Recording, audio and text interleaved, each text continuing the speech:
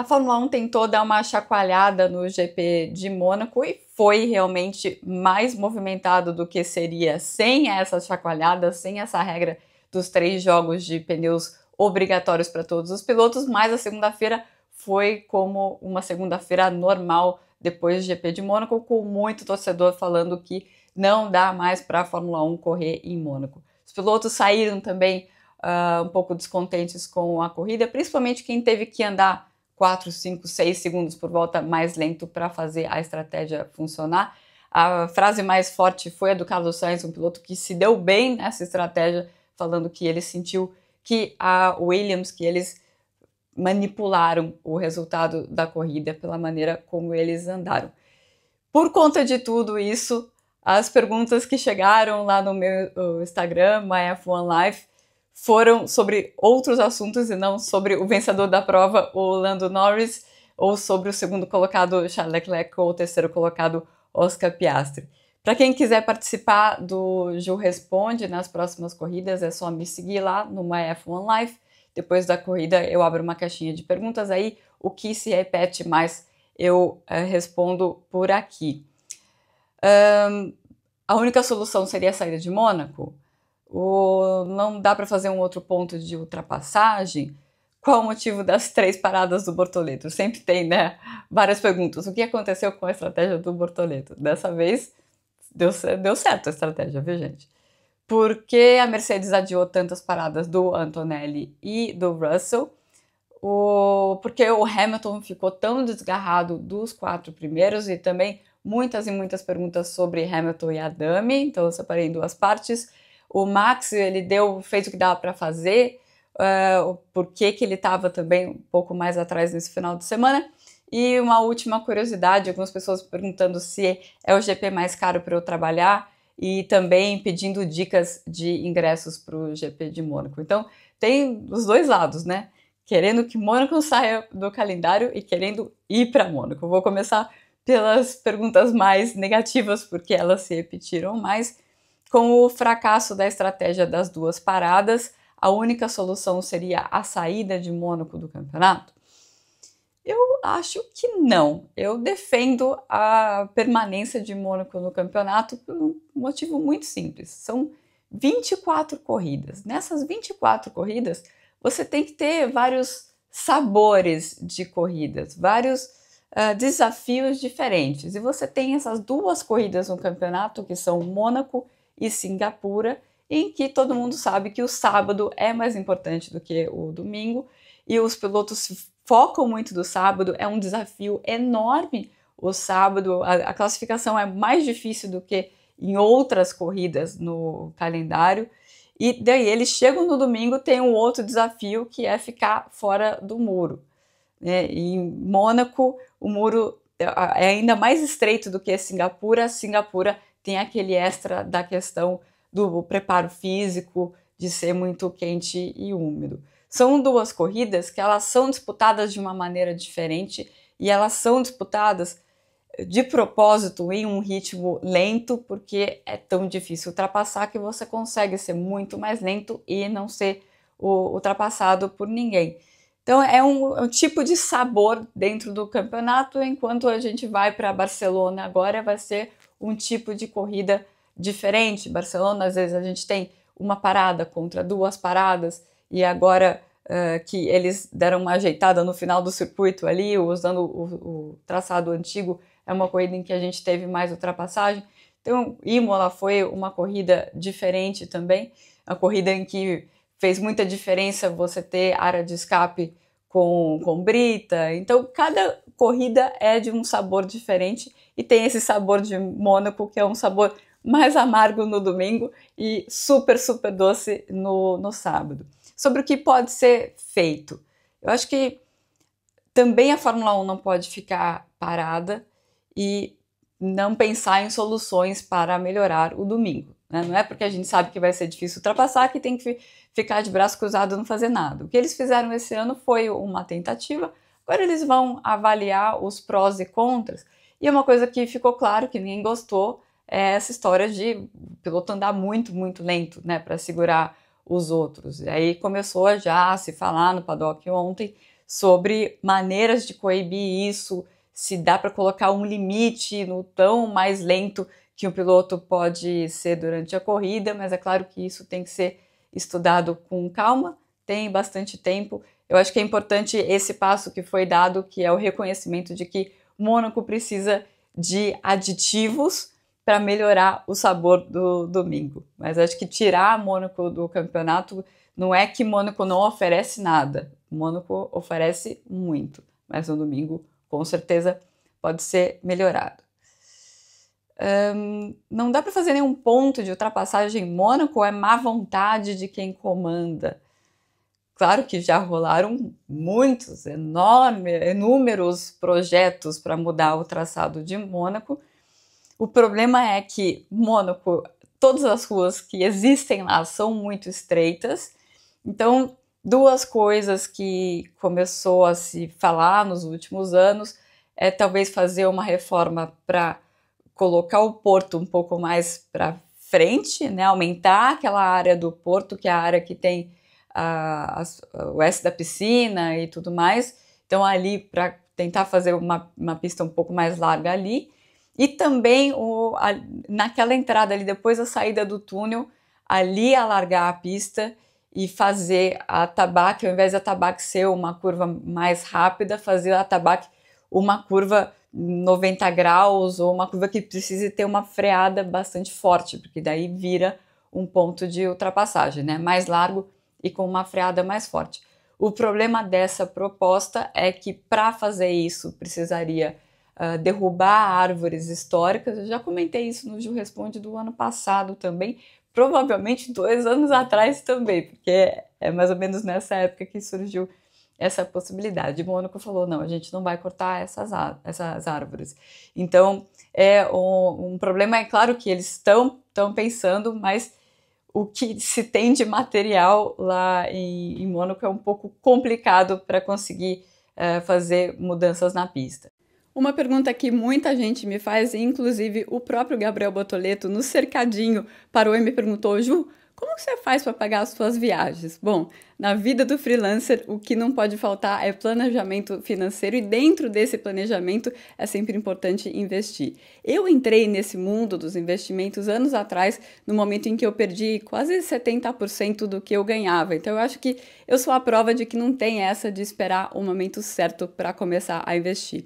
Mas eu me informei muito antes de entrar nesse mundo. Então eu vou dar uma dica para quem quer investir, mas não sabe por onde começar. Dá uma olhada na plataforma da MB, que é a maior plataforma de ativos digitais da América Latina. Quem abrir uma conta agora e colocar pelo menos R$50 em qualquer ativo da plataforma já recebe mais R$25 de crédito para investir no que quiser. Isso vai cair em 7 dias.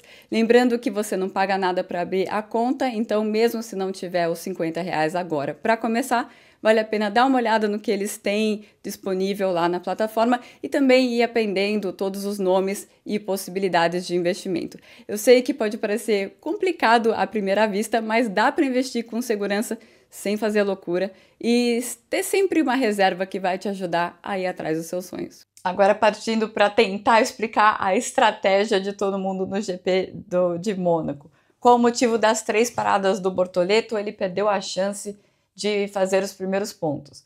Eu não sei como ele conseguiria pontos nessa corrida. Eu acho que não foi bem essa a história da corrida dele. E tudo piora para ele com aquele toque no guardrail logo na primeira volta, né? Ele faz uma ultrapassagem muito boa em cima do Antonelli e depois ele deixa o espaço demais para o Antonelli ali.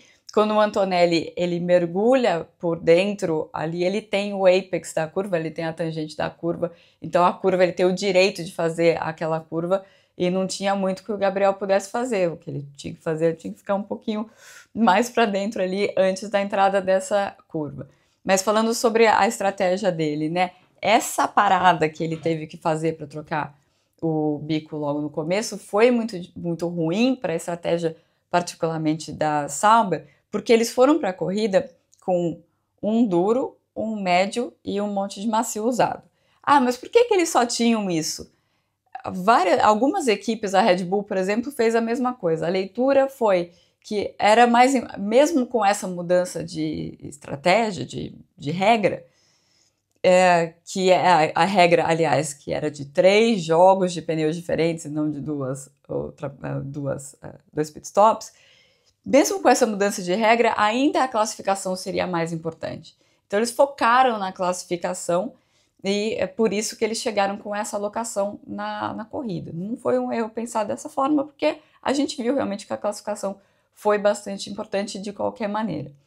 Mas aí, com esse cenário particularmente, o que ia acontecer? Ele estava com esse pneu, ele tinha que usar um pneu médio, um pneu duro e um pneu macio na corrida, certo? Por causa da regra de 3 pneus diferentes, 3 jogos de pneus diferentes.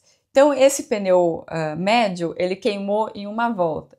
Então, como ele precisaria, por causa da durabilidade desses pneus, ele precisaria voltar nesse pneu médio depois, aí que ele teve que mudar para 3 paradas. Porque tem uma coisa que acontece nesse momento que acontece depois, lá pela volta, começa lá pela volta 10, 11, que naquele momento não estava acontecendo. Que é o seguinte, eles param e colocam o pneu duro para ele voltar no fundo do pelotão ali. Aí o Liam Lawson começa a andar muito, muito, muito lento. O que ele quer com isso? Ele quer abrir espaço suficiente para o Isaac Hadjar, que está lá na frente, que largou em quinto, para ele conseguir fazer as 2 paradas que ele tem que fazer e voltar na mesma posição. Então ele precisa abrir 40 segundos no meio do pelotão. Ele precisa ser 40 segundos mais lento do que ele pode para o companheiro dele poder parar 2 vezes sem perder posição de pista. Ele fazendo isso, a Sauber olha e fala, peraí, a gente também precisa fazer um monte de parada, vamos fazer tudo agora, porque todas as paradas que o Gabriel fizer, o ritmo dessa galera tá tão lento que ele vai chegar no pelotão de novo. E foi isso que aconteceu, foi isso que eles fizeram. Então eles leram bem a corrida, ao longo da corrida, o cenário que estava acontecendo, chamaram os pilotos cedo para eles fazerem as paradas deles, e aí o Gabriel foi até o final e foi ganhando posições nas últimas voltas, quando o pessoal que fez a pior estratégia teve que parar. Quem é esse pessoal? A Mercedes é um grande exemplo. Por que a Mercedes adiou tanto as paradas do Antonelli e do Russell? Então, o que começa a acontecer? O Lawson vai lento, lento, lento. E consegue abrir espaço, o Hadjar para, acho que foi um espaço de 5 voltas, ele usou todos os 3 pneus que ele precisava usar e ficou lá na frente, foi para fazer a sua posição no top 10. O Ocon lucrou com a jogada da Racing Bulls, porque como ele estava mais ou menos perto do Hadjar, esse espaço que o Liam Lawson abriu, o Ocon foi lá, usou, obrigado, garantiu os meus pontinhos aqui. Depois, o próprio Lawson, a partir do momento em que o companheiro dele faz as 2 paradas, de uma volta para outra ele já faz 2 segundos mais rápido, depois aumenta ainda mais a velocidade, e ele usa esse espaço que ele mesmo criou para fazer suas 2 paradas e ir para os pontos, lindo, maravilhoso para os pontos. Aí, quem que está logo atrás do Lawson é, se não me engano, o Albon, que o Albon começa a segurar todo mundo, ou o Albon ou o Carlos Sainz, mas as 2 Williams começam a segurar todo mundo, porque as 2 Williams vão fazer a mesma coisa, vão abrir esses 40 segundos de espaço para eles 2 fazerem as paradas que eles têm que fazer e também irem bonitões lá para os pontos. Quem ficou refém, aí as equipes que estão mais atrás, tipo a Sauber, vê isso daí e fala, eu vou fazer minhas paradas agora também, que eu vou aproveitar, porque eu consigo chegar no fim do pelotão muito facilmente. Quem fica refém dessa estratégia é a Mercedes, que está com seus 2 pilotos no pior lugar possível, porque eles não estão num lugar em que dá para eles fazerem essa jogada para ir para os pontos, e também eles estão um pouco na frente, eles estão em primeiro entre os que se lascaram com a estratégia dessas outras equipes que estavam segurando o ritmo. O que eles podem fazer? Depois ali, a única coisa que eles podiam fazer era esperar a bandeira vermelha, esperar a safety car, esperar que virasse uma corrida completamente maluca. Porque ali eles já tinham, a corrida deles já estava acabada, primeiro com a classificação, né? E depois com toda essa lentidão do Liam Lawson e depois das duas Williams, todo mundo fazendo essa estratégia para ir para os pontos. Então, foi isso o que deu muito, muito errado para a estratégia da Mercedes. Já a explicação para a corrida do Lewis Hamilton não tem nada a ver com estratégia, não. Por que que o Hamilton chegou tão atrás dos primeiros 4 colocados? Então, o Hamilton se classifica em 4, leva uma punição por atrapalhar o Max Verstappen na classificação. Eu vou chegar nisso quando eu falar sobre o Adame. Então, ele larga também atrás do Verstappen, atrás do Hadjar e atrás do Alonso. Ele e o Alonso largam com um pneu duro. E ele começa a perder muito tempo atrás do Alonso, não consegue passar o Alonso e tem que antecipar a primeira parada dele para conseguir o undercut no Alonso. Ele consegue o undercut no Alonso e no Hadjar. No Hadjar é um caso diferente, que ele estava fazendo 2 paradas praticamente uma junto da outra, né? Então a briga do Hadjar nunca foi com o Hamilton, mas o Hamilton consegue se livrar do Alonso. Ele estava na mesma estratégia dele. Acontece que quando ele faz isso, ele já está 15 segundos atrás dos líderes. Então, 15 segundos já foram ali. Depois, o momento que o Hamilton perde muito tempo, mas assim, são quase 20 segundos, é quando ele tem que dar volta em quase todo mundo. Então, os líderes chegam a um determinado momento que eles pegam esse grupo que está seguro pelo Lawson. E é claro, é o momento que aparece o Norris falando: cadê Blue Flags, cadê bandeira azul, não estão mostrando e tal, porque é um momento difícil para eles. Mas é difícil para todo mundo, mas quando o Hamilton pega esse grupo, ele teve muito mais dificuldade que os outros para se livrar desse grupo. Você pega, a corrida dele é destruída no momento em que ele pega esse grupo. Acho que é uma coisa que ele vai avaliar depois, por que isso aconteceu, por que ele perdeu tanto tempo a mais do que os outros. O Fred Vasseur disse o seguinte: os líderes estavam juntos quando eles pegaram, então os retardatários abriam um espaço para um e abria para todo mundo. O Hamilton pegou sozinho. De qualquer maneira, eu acho que eu nunca vi alguém perder tanto tempo a mais com retardatário do que em relação a outros pilotos, como aconteceu com o Lewis Hamilton no final. E aí, no final não, esse é o meio da corrida. E aí ele para de novo, como ele já está muito atrás, ele pega toda essa turma de novo. Os líderes não, os líderes pegam só uns 3, 4 carros, não pega todo mundo que está lento. E o Hamilton pega todo mundo de novo. Então, por isso, essas fases que ele ficou atrás de retardatário foram as fases em que ele perdeu tanto tempo durante a corrida. O vácuo que o engenheiro deu no Hamilton no final da corrida é normal? Fica por isso mesmo? Segundo o Fred Vasseur, olha, ele perguntou logo antes de entrar no túnel, e no túnel a gente não tem comunicação, vocês estão fazendo estão viajando, isso que tem um problema entre eles.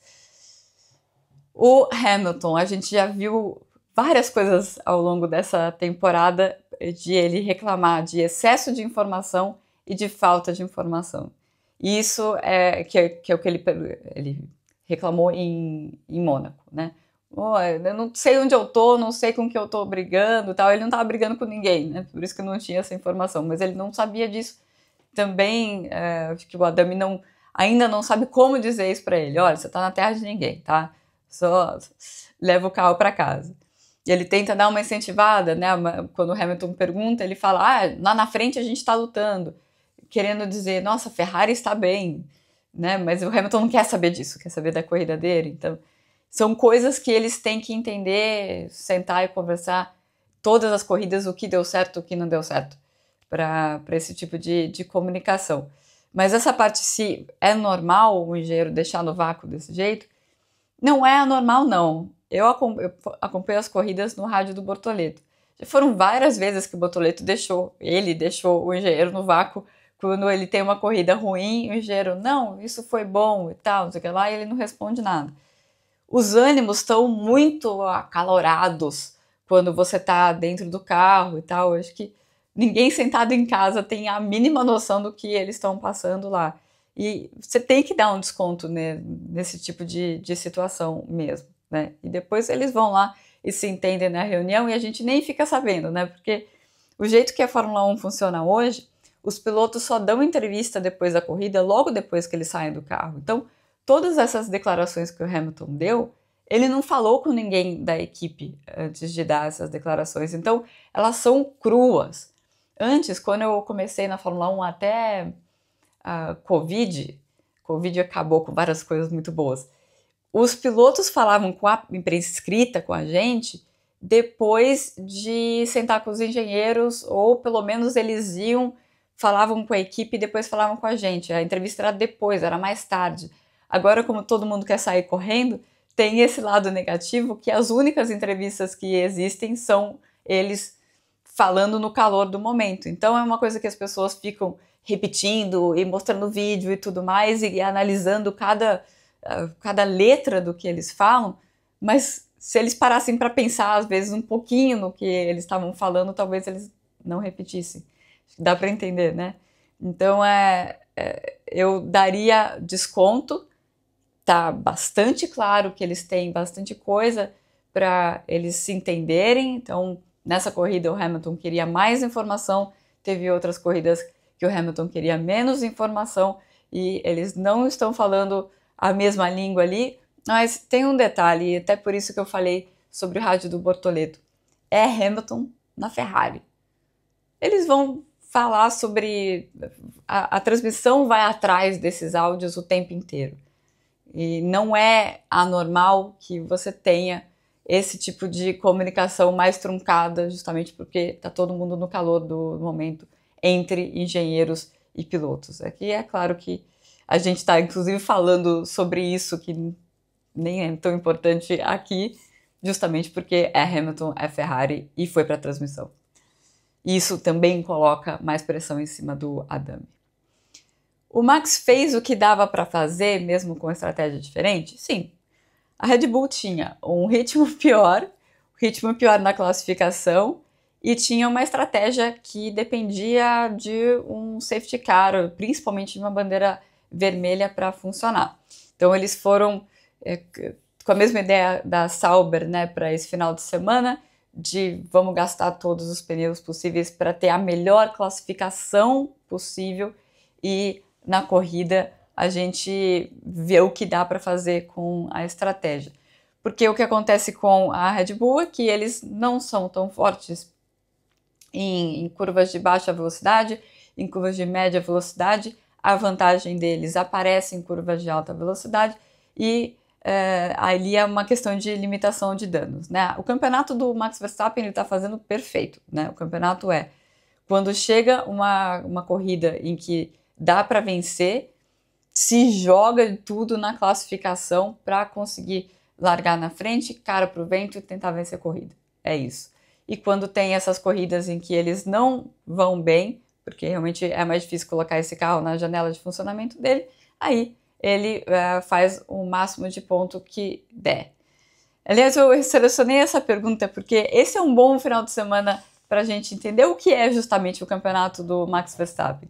Às vezes as pessoas falam, o Max tá tirando mais do que o carro pode dar, né? Isso não é possível, né? O carro tem um teto de performance e o que o Max consegue fazer é chegar muito perto desse teto de uma maneira muito consistente, e o grande mérito dele fazer isso é que quando esse carro tá no teto, ele tá funcionando, tá operando de um jeito que é bastante desconfortável para qualquer piloto. E mesmo assim ele consegue isso. Esse que é o mérito dele. Não pilota mais do que o carro, porque isso não existe. Se você fala isso, aí quando chega numa corrida como essa, Mônaco é piloto, aquelas máximas que a gente ouve, e aí o cara que é um super piloto chega em quarto.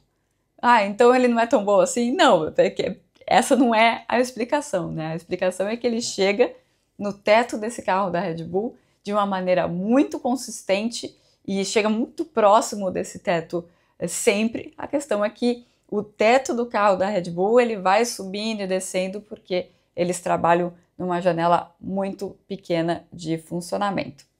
E finalizando aqui, se é o GP mais caro para eu trabalhar. E não é o GP mais caro para eu trabalhar, na verdade está entre os mais baratos. Você consegue passagem barata. Atualmente eu tenho ficado nas cidades vizinhas de Mônaco. Você tem trem toda hora, pega trem, 15 minutos você está na estação de Mônaco, anda mais 10 minutos você está no paddock. Então é bastante tranquilo para ir e você consegue opções de hospedagem que não são caras. E então por isso, o segredo é só não sentar para jantar em Mônaco, né? Volta para a cidadezinha pequena, come nessa cidadezinha pequena ou leva alguma coisa para comer na pista e pronto. Você não gasta muito pro GP de Mônaco. Isso serve para os torcedores também? Sim, serve para os torcedores também. Eu fiz um vídeo no UOL mostrando que, inclusive, para quem talvez esteja pela região de Mônaco, dá para ir sem ingresso para lá.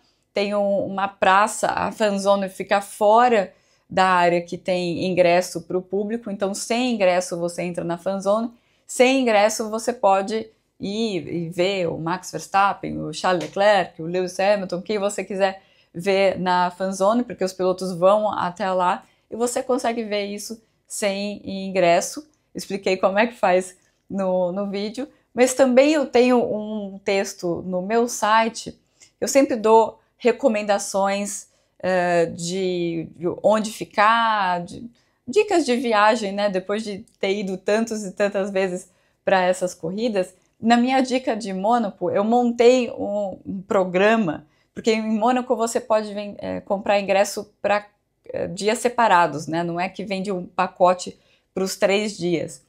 Então eu montei de um jeito que você fica no cassino na sexta, que eu acho que é uma área muito legal, e você vai tirar fotos lindas ali no cassino, você vai ter uma noção muito boa da velocidade.